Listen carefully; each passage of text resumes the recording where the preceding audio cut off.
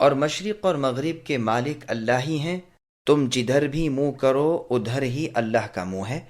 اللہ تعالیٰ کشادگی اور وسعت والے اور بڑے علم والے ہیں۔ سامعین، اب اس آیت کی تفسیر سماعت کیجیے۔ کعبۃ اللہ کو قبلہ بنایا جانا۔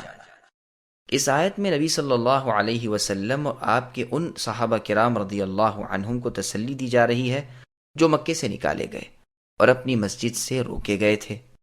رسول اللہ مکہ مکرمہ میں بیت المقدس کی طرف منہ کر کے نماز پڑھتے تھے تو کعبۃ اللہ بھی سامنے ہی ہوتا تھا۔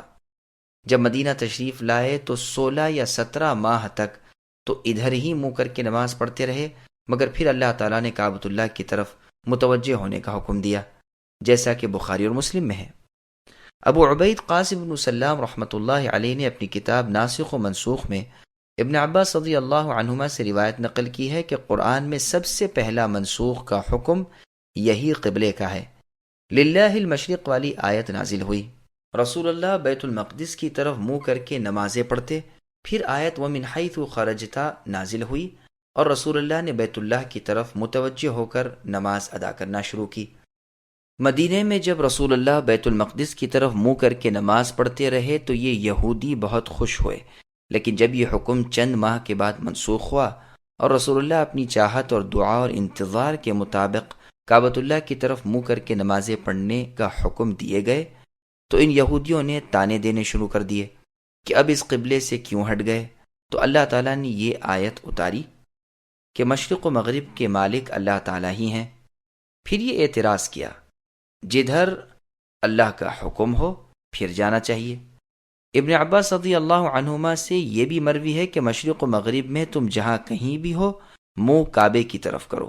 بعض بزرگوں کا بیان ہے کہ یہ آیت کعبے کی طرف متوجہ ہونے کے حکم سے پہلے اتری ہے، اور مطلب یہ ہے کہ مشرق و مغرب جدھر چاہو منہ پھیرو، سب جہتیں اللہ ہی کی ہیں اور سب طرف اللہ موجود ہے، اس سے کوئی جگہ خالی نہیں، جیسے فرمایا وَلَا أَدْنَى مِن ذَلِكَ وَلَا أَكْثَرَ إِلَّا هُوَ مَعَهُمْ أَيْنَمَا كَانُوا، یعنی تھوڑے بہت جو بھی ہوں اللہ ان کے ساتھ ہے۔ پھر یہ حکم منسوخ ہو کر کعبۃ اللہ کی طرف متوجہ ہونا فرض ہوا۔ اس قول میں جو یہ لفظ ہیں کہ اللہ سے کوئی جگہ خالی نہیں، اگر اس سے مراد اللہ تعالیٰ کا علم ہو تو صحیح ہے، کوئی اللہ کے علم سے خالی نہیں، اور اگر ذات باری ہو یعنی خود اللہ تعالیٰ مراد ہوں تو ٹھیک نہیں۔ اللہ تعالیٰ کی پاک ذات اس سے بہت بلند و بالا ہے کہ وہ اپنی مخلوق میں سے کسی چیز میں حاضر ہو۔ نیز مطلب آیت کا یہ بھی بیان کیا گیا ہے کہ یہ آیت سفر اور رہروی اور خوف کے وقت کے لیے ہے کہ ان تینوں وقتوں میں نفل نماز کو جس طرف منہ ہو ادا کیا کرو۔ امام ابن جریر رحمہ اللہ فرماتے ہیں یہ مطلب بھی اس آیت کا ہو سکتا ہے کہ تم مجھ سے دعائیں مانگنے میں اپنا منہ جس طرف بھی کرو میرا منہ بھی اسی طرف پاؤ گے اور میں تمہاری دعاؤں کو قبول فرماؤں گا۔ مجاہد رحمہ اللہ سے مروی ہے کہ جب یہ آیت ادعونی استجب لکم یعنی مجھ سے دعا کرو میں قبول کروں گا اتری تو لوگوں نے کہا کس طرف دعا کریں؟ اس کے جواب میں یہ آیت فَأَيْنَمَا تُوَلُّوا فَثَمَّ وَجْهُ اللَّهِ نازل ہوئی۔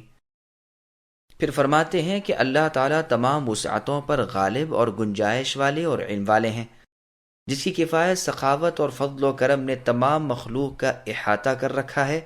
وہ سب چیزوں کو جانتے بھی ہیں، کوئی چھوٹی سے چھوٹی چیز بھی اللہ کے علم سے باہر نہیں، بلکہ وہ تمام چیزوں کے عالم ہیں۔